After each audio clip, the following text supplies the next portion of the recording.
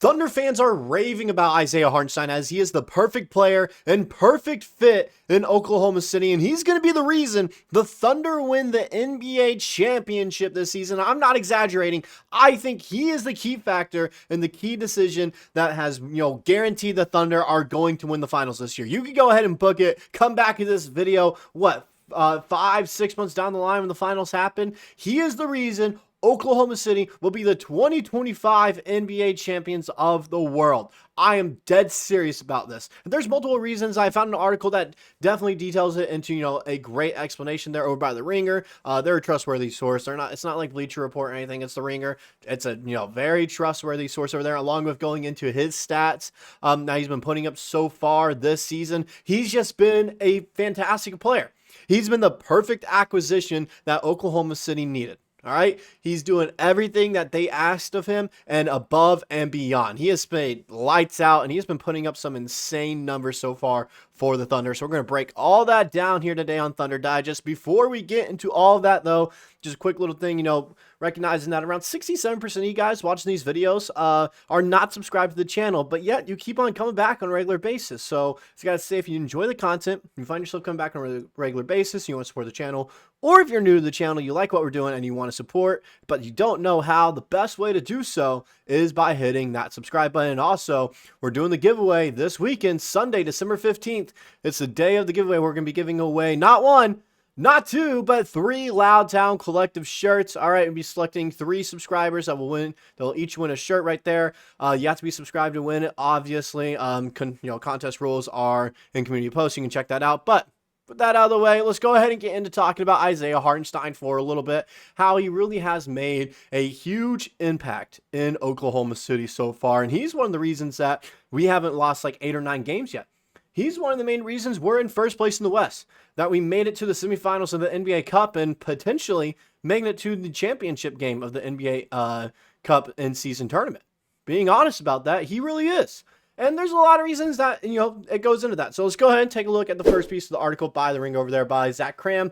First thing that he really had to say was talking about the matchup against the Dallas Mavericks, but the Thunder would seek their revenge in an NBA Cup quarterfinal clash. On Tuesday, Oklahoma City finally got the chance to see whether its projected antidote would solve its greatest problem. And in a 118-104 victory that snapped the Mavericks' 7-game win streak and sent the Thunder to Las Vegas for the Cup semifinals, Hartenstein looked every bit the missing piece that the Western Conference favorites needed. First things first, Hartenstein does his job protecting the boards. On Tuesday, the Mavericks collected only 7 offensive rebounds. Meanwhile, on the other end, Hartenstein had 5 offensive rebounds by himself as part of a 10-point, 13-rebound effort. Right there, let alone, we're seeing Hartenstein immediately make an impact on the offensive boards and boards in general, which we have been missing the entire season. All right, let's be honest about that. Ever since Chet went down, we were missing some help rebounding-wise. Even when we had Chet playing, we still needed help rebounding, all right? Chet, he is a great player,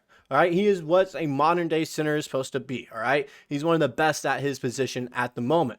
However, he doesn't have the size to kind of compete down low and grab boards, so that's why we got Hartenstein to help out with that right there, especially when Chet is off the floor. However, Hartenstein's been making such a big impact when he's on the floor with the rebounding numbers that when he does get subbed off, it doesn't hurt us all that much because of the impact he's had while he's on the floor grabbing rebounds. So that's simple right there.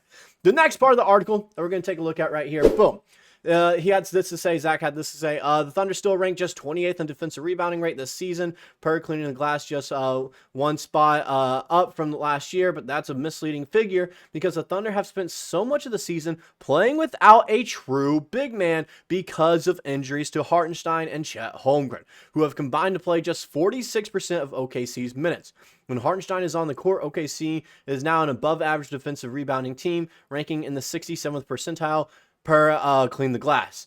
Individually, Hartenstein has double-digit rebounds in 8 of 9 games this season. The only exception came in a blowout win over the Jazz when he sat out the entire 4th quarter. It's still early, but in a small sample, Hartenstein has reached a new level as a rebounder. So right there, immediately saying, yeah, he's doing work right now. And you also have to keep in mind, this is without J. Will and Chet Holmgren still. J. Will has yet to play in practice today. At the time I'm recording this video, it is Thursday, December 12th. At their shoot-around today, Jay Will was suited up and he was taking three-pointers, practicing his shot and everything, so that might be a good sign. He could be back for one of these upcoming games soon here in the Cup. I know these are very important to him. He really wants his money. I don't blame him. $500,000 as a guy that's on like a $2.5 million contract. That does a lot. It does a lot for you, so I don't blame him. He might be trying to push it where he can come back and play and help out Hartenstein. But the fact that Hartenstein is just doing this as the lone center right now, of course you have Kenny Hustle, but he's a small ball center. He's 6'7". He's really more of a forward. That's not going to help you too much on the boards. The fact he's doing all this by himself is an impressive feat all by itself. Now, the last part of the article, we'll take a look at right here. Boom. To be fair, the Thunder would have a tremendous defense even if Hartenstein weren't around. Their collective nose for the ball is extraordinary, and they're forcing an outrageous volume of turnovers every night. OKC's 12.2 steals per game are the third most for any team in NBA history, and the most since the 1993-1994 Supersonics. Yet Hartenstein is so vital because he simultaneously reinforces the Thunder's greatest strength and addresses their most glaring weakness, both now and projecting forward to the postseason. Houston leads the league in offensive rebounding rate per Clean the Glass, and Memphis ranks 5th, with Golden State, Denver, and Dallas not far behind. The Thunder will most likely have to survive a couple of playoff matches against teams that crash the boards if they want to reach the finals. And that right there just kind of showing you immediately, yeah, the Thunder needed Hartenstein because of these matchups in the postseason, because they're going to need help on the boards. That's simple. And so far, Hartenstein has been great on the boards, all right? Let's go ahead and take a look at his stats so far this year. 11.6 points per game, 12.8 rebounds. He's averaging more rebounds than points per game at the moment. That is crazy right there, all right? He's averaging a double-double. He's also averaging 4 assists as a center. That's impressive, let alone. He brings so much to the table, not just defensively, but offensively. The offensive boards, the playmaking down low, and then, of course, the playmaking for his passing vision, all right? He's just a great playmaker all around for his size.